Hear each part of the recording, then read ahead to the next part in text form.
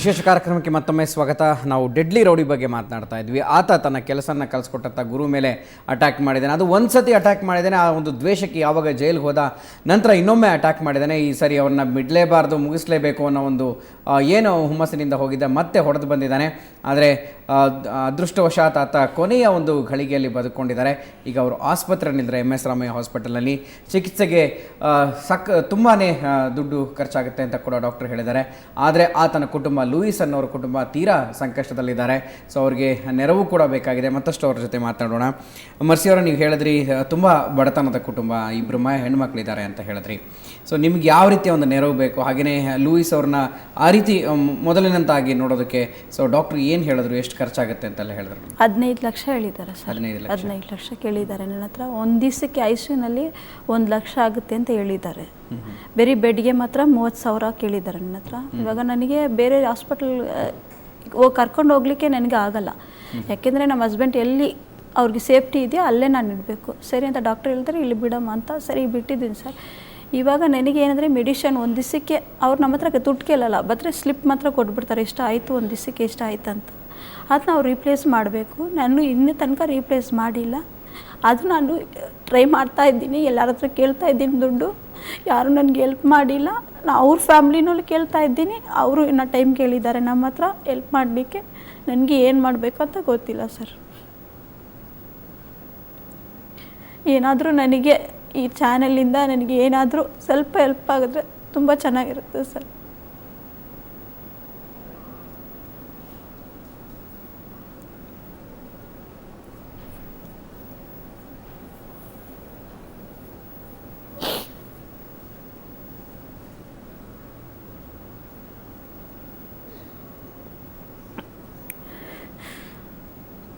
ನಮ್ಮ ಮಕ್ಕಳು ತಂದೆಯಲ್ಲಿ ಅಂತ ಕೇಳುವಾಗ ನಾನು ಏನು ಹೇಳಬೇಕು ಅರ್ಥ ಆಗ್ತಾ.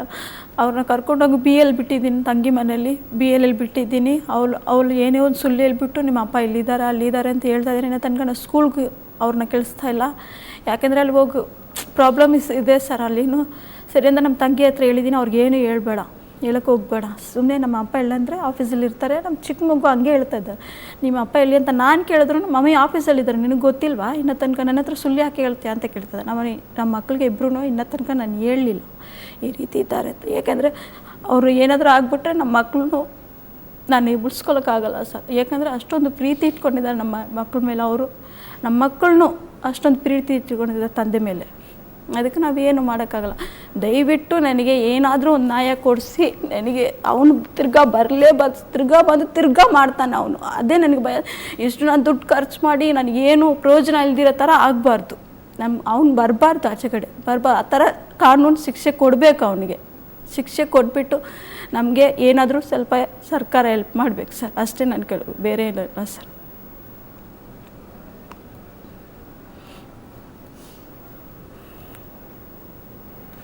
ಓಕೆ, ಶೀಲಾ ಅವರೇ, ನೀವೇನು ಹೇಳ್ತೀರಿ? ಯಾಕೆಂತಂದರೆ ಸಾಕಷ್ಟು 2-3 ಸಲ ಈ ರೀತಿ ಆಗಿರೋವಂಥದ್ದು. ಸೊ ನಿಮಗೂ ಕೂಡ ಗೊತ್ತಿರೋದೆ. ಸೊ ಅವ್ರ ಮನೆ ಪರಿಸ್ಥಿತಿ ಕೂಡ ಸರಿ ಇಲ್ಲ ಅನ್ನೋಂಥದ್ದು. ನೀವು ಅವ್ರ ಅತ್ತಿಗೆ ಆಗಿರೋದ್ರಿಂದ ನಿಮಗೂ ಫ್ಯಾಮಿಲಿ ಹೇಗಿರುತ್ತೆ ಅನ್ನೋದು ಕೂಡ ಗೊತ್ತಿರುತ್ತೆ. ಸೊ ನಿಮ್ಮ ಹಸ್ಬೆಂಡ್ ಏನು ಹೇಳ್ತಾರೆ? ಈ ಎಲ್ಲ ಒಂದು 2 ಸತಿ ಆಗಿತ್ತು ಈ ರೀತಿ, ಅವ್ರೇನು ಹೇಳ್ತಾರೆ ಇದಕ್ಕೆ? ಅವರು ಲೂಯಿಸ್ಗೇನು ಬುದ್ಧಿ ಹೇಳ್ತಾ ಇರಲಿಲ್ವಾ? ಲೂಯಿಸ್ ಅವ್ರಿಗೆ ಜೊತೆಲಿ ಹೋಗ್ಬೇಡ ಈ ರೀತಿ ಎಲ್ಲ? ಲೂಯಿಸ್ಗೆ ಅವರು ಬುದ್ಧಿ ಹೇಳ್ತಾ ಇದ್ದಾರೆ. ಯಾಕೆ ಫ್ರೆಂಡ್ಶಿಪ್ ಎಲ್ಲ ಇಡ್ತೀಯ ನೀನು, ಫ್ರೆಂಡ್ಶಿಪ್ ಇಡಬಾರ್ದು ನೀನು, ಕೆಲ್ಸಕ್ಕೆ ಹೋಗು, ಮನೆಗೆ ಬಾ ಅಂತ ಹೇಳ್ತಾರೆ. ಅವ್ರಿಗೆ ಅವ್ರ ಮನೆಯಲ್ಲಿ ಎಲ್ಲರೂ ಬುದ್ಧಿ ಹೇಳ್ತಾರೆ, ಆದ್ರೂ ಅವ್ರು ಕೇಳಿಲ್ಲ. ಏನು ಮಾಡೋದು? ಅದು ಫ್ರೆಂಡ್ಶಿಪ್ನಲ್ಲಿಂದ ಇದು ಆಗಿದ್ದು, ಬೇರೆ ಏನಿಲ್ಲ.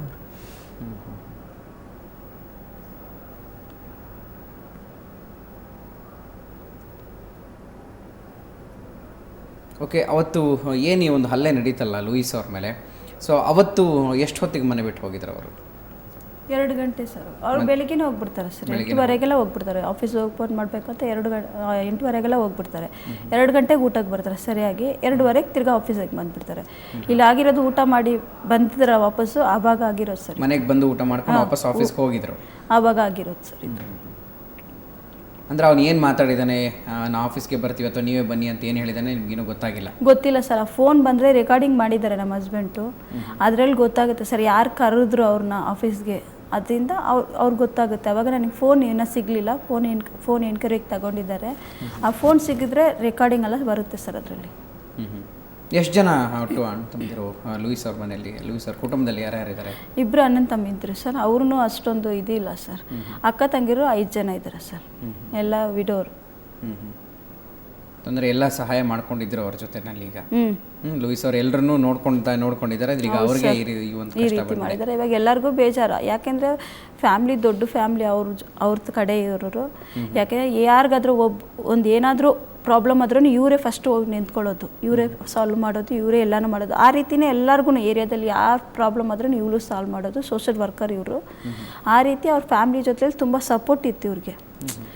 ಏನಾದರೂ ಒಂದು ಪ್ರಾಬ್ಲಮ್ ಆದ್ರೂ ಇವರು ಸಾಲ್ವ್ ಮಾಡೋದು. ಆ ರೀತಿ ಇವಾಗ ಅವರೆಲ್ಲ ತುಂಬ ಬೇಜಾರಾಗಿದ್ದಾರೆ. ನಮಗೆಲ್ಲ ಯಾರಿದ್ದಾರೆ ಈಗ, ನಮ್ಗೆ ಯಾರು ಪ್ರಾಬ್ಲಮ್ ಸಾಲ್ವ್ ಮಾಡೋಕೆ ಹೋಗ್ತಾರೆ ಅಂತ.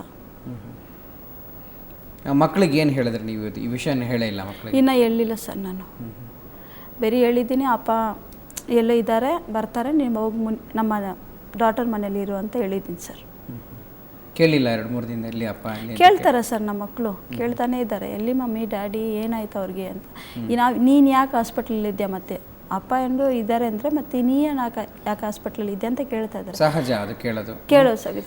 ಆಮೇಲೆ ಯಾಕೆ ನೀನು ಒಂದು ದಿವಸಕ್ಕೆಲ್ಲ ಇಲ್ಲಿ ಇರ್ತೀಯಾ, ನಮ್ಮನ್ನೂ ಸ್ಕೂಲ್ ಕಳಿಸ್ತಾ ಇಲ್ಲ. ನನಗೆ ಹಾಸ್ಪಿಟ್ಲಲ್ಲಿ ಇರೋ ಟೈಮಲ್ಲಿ ಸ್ಕೂಲ್ ಕೆಲಸಕ್ಕೂ ನನಗೆ ಟೈಮ್ ಇಲ್ಲ. ಟಿಫನ್ ಕಟ್ಟಬೇಕು ಮಕ್ಕಳಿಗೆ, ಏನಾದರೂ ತಿಂಡಿ. ಅವ್ರು ಇರುವಾಗ ನಾವು ರಾಣಿ ಥರ ಇದ್ದೆ ಸರ್ ನಾನು. ನಮ್ಮ ಮಕ್ಳಿಗೆ ಏನು ಪ್ರಾಬ್ಲಮ್ ಇದ್ದಿಲ್ಲ. ಅವ್ರು ಏನು ಮಕ್ಳಿಗೆ ಬೇಕೋ ಅದು ಸ್ಪಾಟಲ್ಲೇ ತಕ್ಕೊಡೋರು. ನಮ್ಮ ಮಕ್ಳಿಗೆ ಏನು ಬೇಕೋ ಅದು. ಇವಾಗ ಅವ್ರು ಕೇಳೋದು ನನ್ನಿಂದ ತಕ್ಕೊಡೋಕ್ಕೂ ಆಗ್ತಾಯಿಲ್ಲ, ಯಾಕೆಂದರೆ ಅಷ್ಟೊಂದು ಪ್ರಾಬ್ಲಮಲ್ಲಿ ಇದ್ದೀನಿ ನಾನು. ಮಮ್ಮಿ ಇವರು ಇದು ಕೊಡೋಲ್ಲ, ಅದು ಕೊಡೋಲ್ಲ, ನನಗೆ ಇದು ಬೇಕು ಅದು ಬೇಕಂದರೆ ಇವಾಗ ನಾನು ಏನು ಮಾಡಲಿ ಸರ್ ಇವಾಗ? ಈಗ ನಿಮ್ಮ ಸಿಸ್ಟರ್ ಮನೇಲಿ ಇದ್ದಾರೆ ಅವರು? ಹೌದು ಸರ್. ಎಲ್ಲಿದ್ದಾರೆ ಮಕ್ಕಳೀಗ? BL ಇದ್ದಾರೆ ಸರ್ ಅವರು. ಎಲ್ಲಿದ್ದಾರೆ? ಸೊ ಅವ್ರಿಗೆ ಇದುವರೆಗೂ ತಂದೆ ನೋಡಬೇಕು ಅಂದಾಗ ಹಠ ನೋಡಬೇಕು ಅಂತ ಇದ್ದಾರೆ ಸರ್ ಅವರು. ಇನ್ನೊಬ್ಳಿದ್ದಾಳೆ ಶೈನಿ ಅಂತ, ಅವ್ರಿಗೂ ತುಂಬ ಪ್ರೀತಿ. ಅವ್ರನ್ನ ನೋಡ್ಬೇಕಂತಾನೆ ಹಾಸ್ಪಿಟ್ಲಿಗೆ ಬಂದಿದ್ದಾರೆ. ಎಲ್ಲಮ್ಮ ಅಪ್ಪ ನನಗೆ ತೋರಿಸು, 3 ದಿವಸ ಆಯ್ತು ಅವ್ರನ್ನ ನೋಡಿ. ಯಾಕೆಂದರೆ ಆಫೀಸಲ್ಲೇ ಅವ್ರ ಪಕ್ಕ ಮನೆ, ನನ್ನ ತಂಗಿ ಮನೆ ಇರೋದು. ಅವ್ರ ಹತ್ರ ತುಂಬ ಅಟ್ಯಾಚ್ಮೆಂಟ್ ಅವಳಿಗೆ. ಅವಳು ನೋಡ್ಬೇಕಂದ್ರೆ ಹಾಸ್ಪಿಟ್ಲಿಗೆ ಬಂದಿದ್ದಾರೆ. ಅವಳನ್ನೂ ಏಮಾರಿಸಿದ್ದೀನಿ ಇವತ್ತು. ಇಲ್ಲಮ್ಮ ಅಪ್ಪ ಬ್ಯುಸಿಯಾಗಿದ್ದಾರೆ, ಬಾತ್ರೂಮ್ಗೆ ಹೋಗಿದ್ದಾರೆ, ಇಲ್ಲಿ ಹೋಗಿದ್ದಾರೆ, ಅಲ್ಲಿ ಹೋಗಿದ್ದಾರೆ, ಬಾಮ್ಮ ತೋರಿಸ್ತೀನಿ ಅಂತ ಅವಳನ್ನೂ ಕರ್ಕೊಂಡು ಬಂದು ಆಚೆಗಡೆ ಬಂದುಬಿಟ್ಟು ಇವಾಗ ನಾನು ಬಿಟ್ಟು ಬಂದಿದ್ದೀನಿ.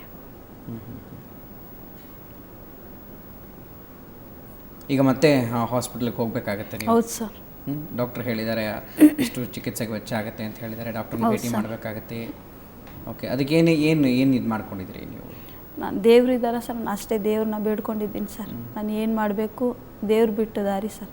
ನಾನು ದೇವ್ರನ್ನ ನಂಬ್ತೀನಿ, ಅದು ಏನು ಹೇಳ್ತಾರೋ ಆ ರೀತಿ ಮಾಡ್ಕೊಂಡು ಹೋಗ್ತೀನಿ. ಇಷ್ಟು ತನಕ ನನ್ನ ಹತ್ರ ಅವ್ರು ದುಡ್ಡು ಕೇಳಲಿಲ್ಲ ಸರ್ ಡಾಕ್ಟ್ರ್ ಅವರು. ಬರೀ ಸ್ಲಿಪ್ಸ್ ಮಾತ್ರ ಕೊಡ್ತಾ ಇದ್ದಾರೆ. ನಿಮ್ಮ ಹಸ್ಬೆಂಡ್ಗೆ ಒಳಗಡೆ ಇಷ್ಟು ನೋಡ್ತಾ ಇದ್ದೀನಮ್ಮ, ನೀನು ಹೋಗಿ ಇದು ಮಾಡು ಅಂತ. ಬರೀ 60,000 ಕಟ್ಟಿದ್ದೀನಿ ಸರ್ ಅಲ್ಲಿ ನಾನು. ಓಕೆ ಧನ್ಯವಾದಗಳು ತಮಗೆ. ನಿಮ್ಮ ಶೀಲಾ ಅವರೇ, ತಾವು ಕೂಡ ಜೊತೆ ಮಾತನಾಡಿದಿರಿ. ಒಳ್ಳೆಯದಾಗಲಿ, ಅವರಿಗೆ ಬೇಗಷ್ಟು ರಿಕವರ್ ಸಿಗಲಿ. ರಾಜ್ಯದ ಜನತೆ ಒಂದು ಹೆಲ್ಪನ್ನು ಸಿಕ್ಕಿದ್ರೆ ನಿಮಗೆ ಖಂಡಿತ ಒಳ್ಳೆಯದಾಗುತ್ತೆ ಅಂತ ಹೇಳ್ತೀನಿ. ಧನ್ಯವಾದಗಳು ತಮ್ಮಿಬ್ಬರಿಗೂ. ವೀಕ್ಷಕರೇ, ನೋಡಿದ್ರಲ್ಲ, ಒಬ್ಬ ರೌಡಿ ಶೀಟರ್ ತನ್ನ ದ್ವೇಷಕ್ಕೆ ಒಂದು ಅಮಾಯಕ ಕುಟುಂಬಕ್ಕೆ ಈ ರೀತಿಯ ಒಂದು ಕಷ್ಟವನ್ನು ಕೊಟ್ಟಿದ್ದಾನೆ. ಈಗ ಆ ವ್ಯಕ್ತಿ ಸಾವು ಬದುಕಿನ ನಡುವೆ MS ರಾಮಯ್ಯ ಹಾಸ್ಪಿಟಲ್ನಲ್ಲಿ ಓಡಾಡ್ತಾ ಇದ್ದಾರೆ. ಆತನ ಕುಟುಂಬ ನೆರವನ್ನು ಕೂಡ ಸಹಾಯ ಹಸ್ತವನ್ನು ಚಾಚ್ತಾ ಇದೆ. ಆಸಕ್ತರು ಕೂಡ ಯಾರು ನೆರವನ್ನು ಮಾಡೋದಕ್ಕೆ ಬಯಸ್ತಾರೆ ಅವರು ಕೂಡ ಇವ್ರನ್ನ ಸಂಪರ್ಕಿಸ್ಬೋದು. ಸೊ ಇದು ಈ ಹೊತ್ತಿನ ಒಂದು ವಿಶೇಷ ಚರ್ಚೆ.